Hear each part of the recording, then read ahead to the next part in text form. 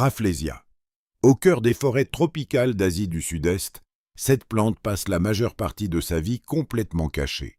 Pas de feuilles, pas de tiges et aucune racine normale au-dessus du sol. Pendant des mois, elle n'existe que sous la forme de fins filaments à l'intérieur d'une liane haute, lui volant eau et nutriments sans ressembler le moins du monde à une plante. Puis, presque d'un coup, une fleur énorme surgit du sol de la forêt. Elle peut devenir plus large qu'un petit pneu, avec d'épais pétales rouges couverts de taches pâles. De loin, elle ressemble moins à une fleur qu'à quelque chose qui appartiendrait à un animal. Le plus étrange n'est pas seulement sa taille, mais sa façon de survivre. La Rafflesia dégage une odeur semblable à celle de la viande en décomposition, non pas pour effrayer les animaux, mais pour attirer les mouches. Ces mouches se posent sur la fleur, croyant avoir trouvé un cadavre, et en se déplaçant, elles transportent le pollen. La floraison ne dure que quelques jours avant de commencer à s'effondrer. Tout dépend donc d'un timing parfait. Elle est rare, difficile à trouver et impossible à cultiver comme une plante de jardin ordinaire. Dans la forêt où elle vit, la Rafflesia nous rappelle qu'une plante n'a pas toujours besoin de feuilles, de beauté ou de douceur pour réussir. Fleur cadavérique. Dans les forêts chaudes de Sumatra, cette plante attend sous terre sous la forme d'un énorme organe de réserve, accumulant de l'énergie en silence. Pendant des années, rien de spectaculaire ne se produit à la surface du sol.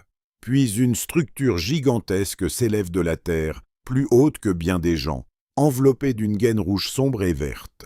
On dirait une seule fleur monstrueuse, mais il s'agit en réalité d'un immense épi floral entouré d'une enveloppe semblable à une feuille. La colonne centrale se réchauffe en s'ouvrant, presque comme une cheminée vivante. Cette chaleur aide à propulser son odeur dans l'air, transformant la plante entière en un signal capable de voyager à travers la forêt. C'est cette odeur qui l'a rendue célèbre. La fleur cadavérique produit une odeur semblable à celle de la chair morte, et ce parfum attire les coléoptères et les mouches qui cherchent habituellement des animaux en décomposition. Au lieu d'offrir du nectar de la manière habituelle, elle utilise la tromperie, la chaleur et le timing pour attirer les insectes assez près pour déplacer le pollen. La floraison est rare et brève, ne durant souvent qu'un jour ou deux à son apogée. Dans les jardins botaniques, les gens font la queue pour la voir, car l'événement peut mettre des années à se reproduire. Elle est importante parce qu'elle montre à quel point une plante peut s'éloigner de l'idée familière d'une fleur tout en poursuivant le même objectif fondamental, la reproduction. Idnora. Vue depuis la surface, cette plante semble à peine vivante, jusqu'à ce que son étrange fleur perce le sol. Elle pousse dans les régions sèches d'Afrique australe et cache la majeure partie de son corps sous terre, attaché aux racines d'autres plantes.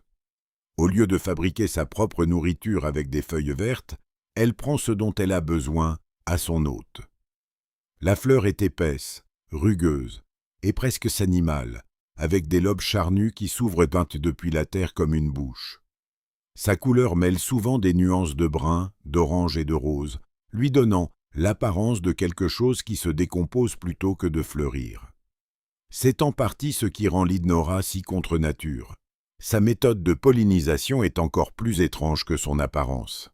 La fleur libère une odeur puissante qui attire les coléoptères en quête d'excréments ou de matière en décomposition. Lorsque les coléoptères se glissent à l'intérieur, la plante peut les piéger brièvement, les retenant assez longtemps pour que le pollen se colle à leur corps. Plus tard, la fleur s'ouvre davantage et les laisse partir, emportant ce pollen vers une autre fleur. Cela donne à la plante des allures de piège, mais elle ne chasse pas pour se nourrir. Elle utilise l'odeur, l'obscurité et le timing pour se reproduire dans un environnement hostile où des fleurs ordinaires auraient du mal. L'Idnora est remarquable parce qu'elle montre que certaines plantes survivent en disparaissant presque complètement, pour ne réapparaître que lorsqu'elles ont besoin que le monde les remarque. Welwitskia. Dans les déserts de Namibie et d'Angola, cette plante ressemble à une erreur laissée par une autre époque. Elle possède une courte tige enterrée et seulement 2 feuilles, mais ces feuilles, ne cessent jamais de pousser. Avec le temps, le vent les déchire en longues lanières, faisant ressembler la plante à un tas de rubans verts et secs étalés sur le sable. Certains individus peuvent vivre plus de 1000 ans, survivant dans un endroit où la pluie peut disparaître pendant de longues périodes. Au lieu de grandir en hauteur ou en largeur comme un arbre normal, elle reste basse, accrochée au sol, tenant bon face à la chaleur, au vent et à la sécheresse. Sa survie dépend de la patience, plus que de la vitesse. La welwitschia utilise des racines profondes pour atteindre l'humidité cachée, tandis que ses longues sans-feuilles captent de l'eau du brouillard qui arrive de la côte atlantique. Ce brouillard est souvent plus fiable que la pluie, transformant l'air même du désert en une partie de la réserve d'eau de la plante. Elle produit aussi des cônes mâles et femelles séparés, ce qui la fait ressembler en partie à un arbuste du désert et en partie à un étrange parent ancestral des conifères, plante carnivore géante. Haut sur les pentes de Bornéo, cette plante transforme une feuille en un dispositif qui fonctionne comme un piège naturel. L'urne n'est ni une fleur, ni un fruit, mais une feuille modifiée en forme de profond récipient. Son bord est glissant, ses parois sont lisses, et à l'intérieur se trouve une réserve de liquide digestif. Les insectes qui se posent près du bord peuvent perdre prise et tomber dedans. De plus petits animaux peuvent aussi visiter l'urne pour son nectar, et certaines espèces l'utilisent même presque comme une étrange station d'alimentation. À première vue, on dirait une plante qui joue à être une coupe. La plante carnivore géante est particulièrement inhabituelle par sa taille et son appétit.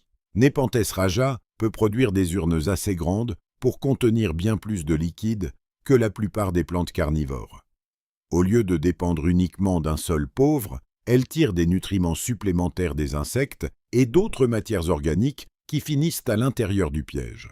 Dans son habitat de montagne, les nutriments peuvent être limités, et cette stratégie donne donc à la plante un avantage là où de simples racines ne suffisent pas. Elle paraît presque animale, mais chaque partie reste faite de tissu végétal, montrant comment l'évolution peut transformer une simple feuille en une chambre digestive silencieuse, yeux de poupée. Dans les forêts ombragées de l'est de l'Amérique du Nord, cette plante produit l'un des fruits les plus troublants du monde végétal. Ses baies blanches reposent sur d'épaisses tiges rouges, chacune marquée d'un point sombre qui la fait ressembler à un petit œil fixant le vide. L'effet est si précis que le nom paraît presque trop juste. À mesure que le fruit se développe, la plante cesse de ressembler à un végétal des sous-bois et commence à ressembler à quelque chose placé là volontairement. Ce design visuel étrange la rend reconnaissable même parmi des espèces bien plus colorées. Cette apparence troublante est aussi un avertissement. Les yeux de poupée, aussi connus sous le nom d'actée blanche, sont très toxiques, notamment à cause de composés qui peuvent affecter le cœur. Les oiseaux peuvent manger les baies et disperser les graines, mais pour l'homme et de nombreux mammifères, en consommer peut être dangereux.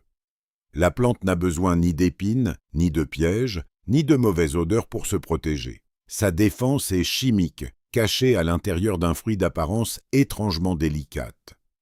Dans une forêt silencieuse, les yeux de poupée prouvent qu'une plante peut être bizarre sans être immense, bruyante ou spectaculaire. Fleur chauve-souris.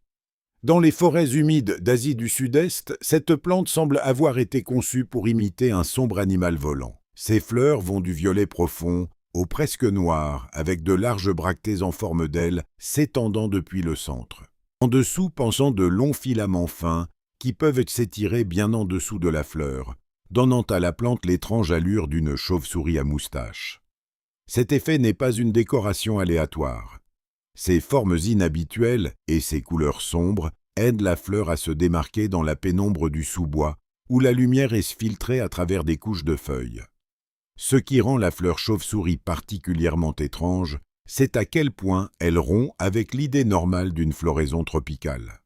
Beaucoup de fleurs de forêt paraissent douces, colorées et sucrées, mais celle-ci semble presque gothique. Sa structure pourrait aider à attirer des pollinisateurs spécifiques qui réagissent aux surfaces sombres, aux textures inhabituelles ou à l'environnement abrité autour de la fleur. Elle pousse à partir de rhizomes souterrains et préfère des conditions chaudes et humides, ce qui la rend difficile à garder en bonne santé hors de son climat naturel.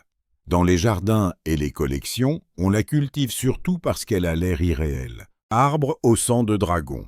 Sur l'île de Socotra, cet arbre ressemble moins à une plante normale qu'à un parasol vivant.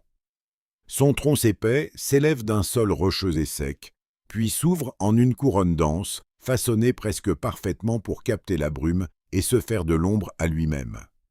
Les feuilles poussent principalement à l'extrémité des branches, créant une étrange canopée aplatie qui se détache du paysage désertique. Cette forme n'est pas seulement visuelle. Elle aide l'arbre à recueillir l'humidité de l'air et à réduire la perte d'eau sous un soleil rude. Son nom vient de la résine rouge foncée qui s'écoule des entailles dans l'écorce. Pendant des siècles, on a utilisé cette résine comme teinture, médicament, vernis et matière rituelle, donnant à l'arbre une histoire qui dépasse de loin son apparence. La sève rouge le faisait paraître presque mythique, comme si l'arbre saignait. Mais derrière cette image étrange se cache une véritable adaptation. La résine aide à protéger les tissus endommagés des insectes, des infections et du dessèchement. Sa survie dépend d'un environnement fragile, et c'est ce qui fait de lui bien plus qu'un arbre à l'allure bizarre. Merci d'avoir regardé. Si vous êtes arrivé jusqu'ici, vous savez déjà quoi faire. Abonnez-vous.